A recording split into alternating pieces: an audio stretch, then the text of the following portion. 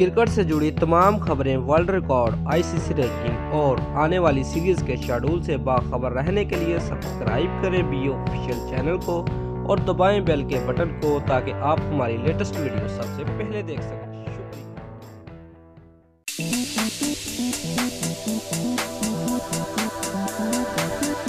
Views कौमी team के साबिक कप्तान शुएब मलिक टी20 फॉर्मेट में 2000 रन मुकम्मल करने वाले दुनिया के तीसरे और पहले पाकिस्तानी खिलाड़ी बन गए हैं। व्यूज 36 साल शुएब मलिक ने ये एजाज शाह-मुल्की सीरीज जिम्बाब्वे के खिलाफ पहले मैच में हासिल किया। इनके अलावा भारत के विराट कोहली के पास भी ये एजाज हासिल करने का मौका था। ताहम आयरलैंड के खिलाफ सीरीज में 0 रन स्कोर करने के बाद वो अब तक टी20 क्रिकेट में 1992 रन स्कोर कर सके हैं। व्यूअर्स, शुएब मलिक से कबल न्यूजीलैंड के साबिक कप्तान ब्रेंडन मैकलम और मार्टिन गुप्टिल ही टी20 क्रिकेट में 2000 रन स्कोर कर सके हैं।